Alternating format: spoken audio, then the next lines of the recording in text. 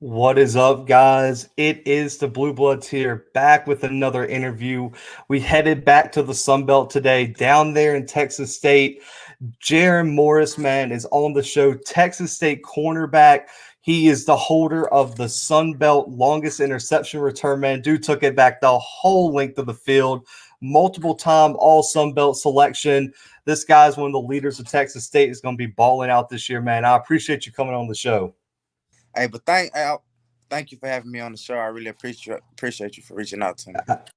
Absolutely, man. Anytime I can get you guys on, man, it's good with me. But you were a standout star down there in Texas, man. Texas high school, one of the biggest, most competitive high school circuits in the country. Coming out of high school, what teams were recruiting you the hardest, as you were coming out of Orange, Texas, man? Between Texas State and Southern Miss. I had a lot of D2 schools trying to get to me, like Lamar and McNeese, but I wanted to go like improve myself and so I could play D1 football. So it was between SMU, Southern Miss and Texas State. I know I had committed to SMU early on in my recruitment, but things ain't go as planned, so I had to go that route. Oh man, hey, the decision paid off, man. You've been killing it down there at Texas State. What made Texas State stand out above? You mentioned Southern Miss above SMU. What kind of stood out about Texas State, and why did you decide to commit there? It was, man, they recruiting. They really wanted me. Like they reached out to me a lot. They showed interest in me, and I had built a nice relationship with the head coach, the previous head coach, Coach Withers. And he was a good man, and I know that was a man that I had wanted to play for, come to Texas State and build that tradition that was started. Hey man, you're trending in the right direction. I know last year you guys were real close on a lot of close games. I mean, you guys could have made a serious run last year if just one or two plays went the other way. So, what is like your message to those who, could be sleeping on Texas State in terms of the Sun Belt this next year? All right, we just gonna let them sleep, man. We go to work every day. We went to work ever since the end of the fall season. So I mean, if they want to sleep, we just gonna let them do that. I know we just gonna focus on us and take care of our business as usual. Um, I mean, I'm so excited to see you guys take the field this year, man. But looking at you as a player, just looking at your game critically, what do you think your biggest strength is as a defensive back? I feel like even though my size may be my weakness, I feel like it's one of my biggest strengths because I know how to use it. I know how to move around the field, be elusive. You know what I'm saying, through the blocks, be explosive and all that. So I really want to say one of my biggest strengths is my size. I like to hear that, man, because I know a lot of people would say, man, you're only 5'9", you're only this. You're like, hey, let's go out in the field and I'll show you what this could do. And I like it, man. You see in the highlights, you're so aggressive. When you look at your game, though, what is one thing that you think you need to improve on to take your game to the next level? Really, my down the field play, and I've been working on that ever since I got into college. Because coming in, it was hard transitioning from high school to college to me. Playing the deep part of the field. So I know over the course of the years, that's what I improved on, and that's what I'm continuing to get better at.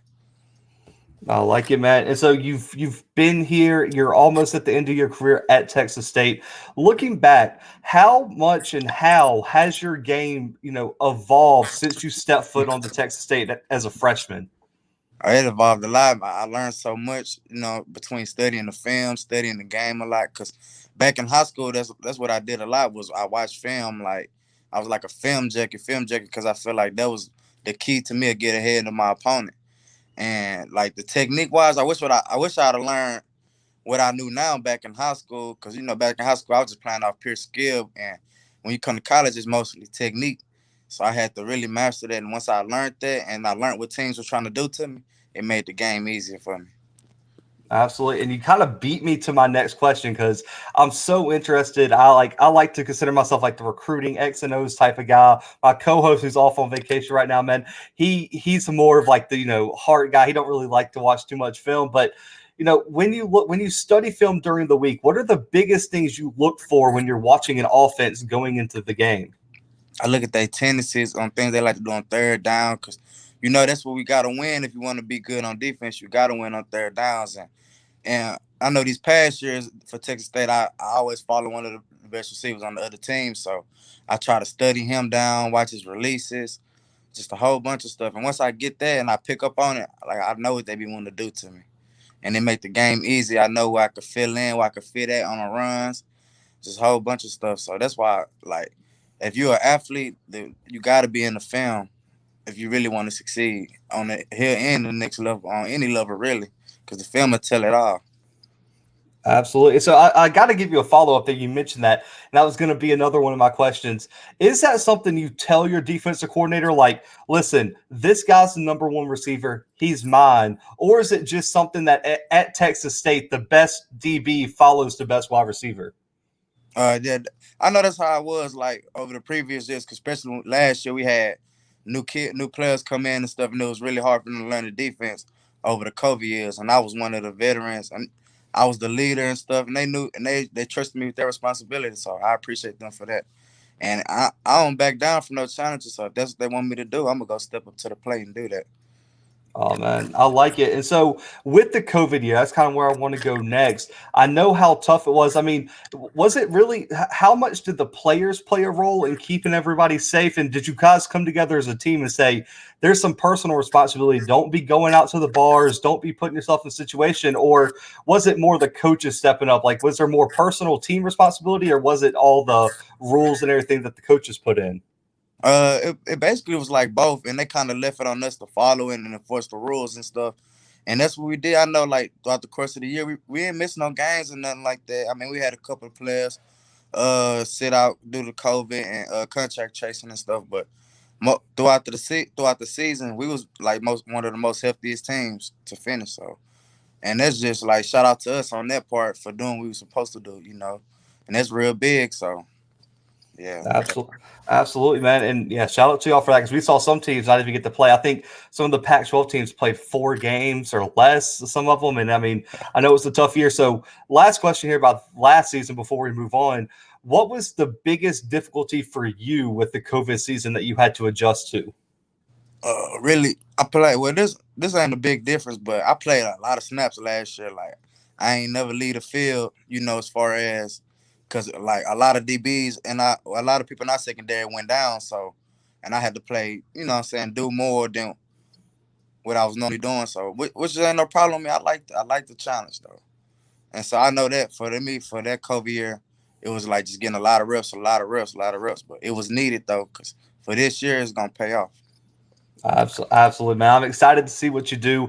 They snubbed you in the preseason, and I know a lot of your teammates came at you on Twitter and they were like, who is voting for this? And a lot of your teammates that got picked were like, you're missing a name still. There should be a name next to mine, and it should be yours. How much does that motivate you that you've been all Sun Belt for the past 2 years and they don't put you on the preseason list? How much does that motivate you going into 2021? All right. It motivated me a lot, man, because I already have a chip on my shoulder, and man, I'm telling you, it eat at me and stuff. But I'm not too much worried because I know my play gonna take care of itself, and I know what I'm gonna do. So just like I talk to my pops and people on my team, my teammates, like they tell me, we know what you can do, we know you take care of business and stuff, and don't listen to it, and which I try not to, but it'd be kind of hard, like you say. I was on there last year, and then me personally, I feel like I had a good season, enough to do something. So, but it don't matter though, cause this year we take care of business, same thing. I love the confidence, man. Yeah, you were top 3 in interceptions in the conference, set the Sun Belt record for INT. Like you did all this stuff, and they were just like, "Nah, he's not on there." So it's kind of shocked me as I was kind of doing my research. I was like, I feel like this is a mistake, but I'm excited to see what you do, man. Now, for the team though, like we talked about earlier, a lot of people are sleeping on you guys in the Sun Belt this year. What are the team goals for Texas State in the 2021 season? To get for sure, we no less than a bowl game. That's always gonna be the key. Always gonna be the goal, number one goal, and to go play for the conference championship, man. We trying to do it all. We trying to change the program, change the culture, and start something different, a new tradition at Texas State. Like we've been losing over the past years. Everybody know that. We even know that you got to know your history to move on. And so we learned in that, and we trying to we trying to rebuild. We trying to do what we do now. So, and that's the goal. That is the goal. Man, I would love to say, man, if you guys make a run to the Sun Belt, man, it's gonna put the entire country on notice. It's like a lot of people are just overlooking them. I mean, because especially after the year the Sun Belt had last year, with I mean, you guys had multiple teams in the top 15, which shocked a lot of people too. And that's kind of where I want to get to next. You're a senior guy, you're about to head off to the NFL and everything, but just looking for like the future of the Sun Belt with all this conference realignment. Would you like to see the Sun Belt get an opportunity to jump up and play more Power Five teams and maybe be that Power Five conference? Yeah, I feel like we could compete, man, with anybody. It ain't about, what I'm saying. They could probably have like a lineman, the bigger lineman and stuff, but like if you could play ball, it's all D1, and I feel like we can go compete anywhere. Cause I'm a competitor, like you say. I want to go compete with everybody, and I know my team feel the same way. So we, Absolutely, man. Every Sun Belt player I've talked to, man, has been like, man, we're just itching to get a yeah, shot at the big boys, man. But looking at your career, man, you've done so much. You've been an All American. You've been at the top of the Sun Belt interceptions. What are your personal goals? How does your career take a step up next year? What are your personal goals for 2021 season? for sure to be better than I was last year, and that's always the goal, to be better than what you did the last season. Cause like my coach say, if you can't be a ditto player, you can't be the same player, cause you're not gonna get this the results you want. So you got to put in that work, and that's something I've been doing. And I'm trying to lead it all. Like, no, I hate saying it like that, cocky, what I'm saying, something like that, which is not me. I'm very humble, but I got to come get for what I feel like was mine, and that's what I'm finna do. Like you said, Oh I got this man, chip on my shoulder, man. It's big, and I can't wait. I'm pumped, man. You get me ready. I'm so ready for football season. It's like right there, and just hearing that talk gets you so ready. But listen, I know you're the senior leader, so you're probably going to give me the senior leader answer. The first game is most important. Don't give me none of that. I know there's a game on the schedule. You got circled. What game on y'all's schedule are you looking forward to the most? It's two games, really. I feel like I want to say number one Baylor, because that's a bigger school. That's a chance to put myself on the map. Once if I take care of business that game for sure. And I want to say Coastal just because they the champs. They did what they did, and they had a good year last year. I really want to say everybody, because it's like a vengeance season for us. Like, we want to come back because, like you say, we've been overlooked. So I don't want to just say one particular school though. But I know, like you say, for me, I want to say them two games. But for really, all games for me personal this year. Like Oh it's man. that type of season. Revenge tour 2021 Yes. for Texas State, man. But looking at your career, man, we've talked about all the accolades. If you had to give yourself a letter grade right now for your career at Texas State, what would you give yourself? Oh, Texas State, man. I feel like I want to say no lower than the B, man. I feel like I did a lot of things for Texas State over the course of my years being here, man. I've been, I always put myself first for the team. Always did was asked of me. So I want to say it's up there, man. I don't want to be sounding too cocky on here, man. Not, But mate. There's a large difference between cocky and confident, man. yeah, Huge boundaries on there. But these last handful of questions, man, are pretty easy, but they're like to highlight your game and just some like this or that questions, stuff like that. So, which NFL defensive back do you model your game after the most? man, Tyron Matthew, he can do it all, man. And that's what I like, cause I know I can hold it down that corner and stuff. But I'm trying to move around in safety to show the scouts, I could do more than just play on the island, which I can, and I'm gonna get the chance to do this year. And I like to model my game around Tyron Matthew, because he's short like me, he gonna hit like me, and he gonna roam the field like me. And I feel like I try to model my game like him, because I like the way he play around that field, man. I mean, he always around that ball. He is, so I try to be the same way. Oh man, he's a stud too. I Yeah. mean, there's a reason he's one of the best safeties in the NFL, man. But looking on game days, what is your pregame routine? Do you have to do certain things at certain times? Is there a certain music playlist you got to listen to? How do you Yeah. get ready on game days, man? Man, I changed it up this year, because I'm like, man, I can't be doing the same thing we did last year. We've been losing and stuff. So this past year, And I'm gonna stick to it because I've been playing good. I go in the weight room. You know, they say I'm a little guy, so I go in there, pump my arms up a little bit in case we be on TV. So they say I got some big old arms. Then I be listening to my friend. Shout out to him back home, Migos. I listen to his music all the time. You know, he get me ready for the game. And when it's time to play, I say a little prayer. I go out, I touch the football if we playing at home. And then it's time to work. And before all that though, once we get to the stadium, I walk the field at least two to three times to get my cleats ready. So that's my Oh man. pregame right there. I like how you decided you're like, I got to go to the weight room in case we're on Yeah, TV. We can't be looking weak I out can't be looking there. small, man. Gotta pump my arms up a little bit. That's the best answer I've ever gotten to that question by far, man. I love that. But look, this is a tricky one. I always try to do one per position depending on the player we have on. What's most important to a defensive back? You got to pick one: speed or ball skills. Ball skills. Cause you can always like I said, I'm always fast. I always be in good position and stuff. I be never beat. But you got a defensive back, you gotta have a knack for the ball. That's what they look for. Like, regardless, you gotta go get the ball out the air. You know what I'm saying? So it's Mm-hmm. ball skills. Cause you ain't gotta be as fast as DB. Like speed on beat, that knows you got some technique. You can come out your breaks fast, explosive, eyes on your man, draw the man.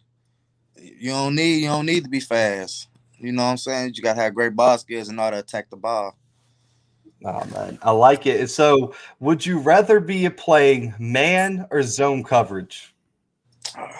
See, I used to be a zone guy, but I lean more on a man because that's basically what we starting to scheme now. So I like the man press man too. So and I'm getting better at it, and I know I gotta dominate that if I want to make noise about going to that next level. So I want to say press man for real because I could do the zone. It's easier. Hey man, it takes a certain person to be want to. Not a lot of DBs want to do that press man. Yeah, There's some of them that are like, don't put me in that situation. But are you a trash talker during the game? And listen, based on your last answer and press man, I'm a guess yes. But how much trash do you talk during the game? man. I'm really be normally a quiet guy, like, cause, like I said, I know what I can do, and I know I'm gonna take care of my business. And then, especially this past season, I ain't really get to talk that much trash, cause I was all over the field. So as soon as I make a tackle, I make a PBU, I have to get up, go to cause normally I'm traveling to the other side of the field, depending on how coach want me. If I'm playing strictly the field this game, or he want me to follow this guy. So I don't really get to say as much as I want to. But if it's a game, and it's one of those games they talking. Oh yeah, best believe I'm saying something back to you. I just can't help it. It's in me. Oh I man, just I can't help like it. Yeah, you can't get that competitiveness out of you, man, especially in the big games, like you said. But looking back on your career, man, you faced some great wide receivers. Who's the best wide receiver you've ever had to go head up against? it. Best wide receiver. Let me think, cause I have held some good people. Uh, I want to say probably Reggie Robinson. I think that's his name from Yeah. SMU. Oh, He a he's a pretty good stud. receiver. Yeah, Yeah. he a good receiver, and he fast too. He fast. Yeah, he a pretty good Man. receiver. I think he's, if I'm not mistaken, in the NFL right now too. He got drafted, if I'm not mistaken. Uh, I Yeah. think he might have came back one more year. I think he might be back. Oh I man, think that's he crazy. got hurt. I think he had got hurt, and Hmm. yeah, I think he might be back one more year. Oh, It's good. that's I hope that's he have a good year though. He real uh, good. Yeah, absolutely. Hey, that's a matchup I'll be looking for. Right I'm there. with But it. oh man, but I'm listen, with it. man. Everyone's got stuff that motivates them, but despite all the accolades, despite all the success, what keeps you motivated year in and year out? I really play, and I love the game, man. I've been playing since I was 4, so it's basically a lifestyle for me. And I growing up, my dad he played, my brothers played and stuff. So, and I got a good family support and all that. I got a younger nephew. He look up to me. Well, I play football. He want to be just like me. So all that stuff just motivates me to go harder every day.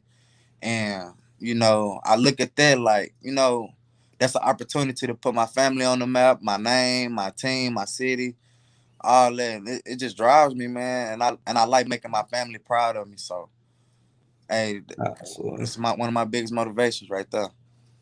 Oh man, I like it. I like it. And so, last question here, man. I got no doubt with everything you've done at this level that your name's going to be called on Sunday next April. I believe is the month they always do it in.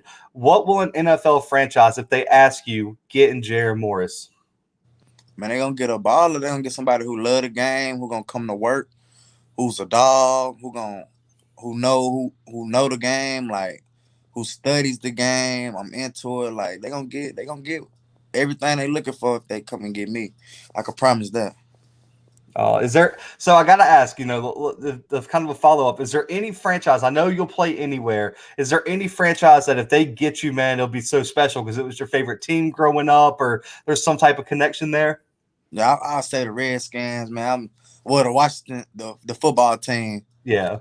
They that was my dad's team growing up. Growing up, I just wanted to be just like my dad and stuff. So that was our team growing up, and I love the Redskins, man. I hope they win it all this year.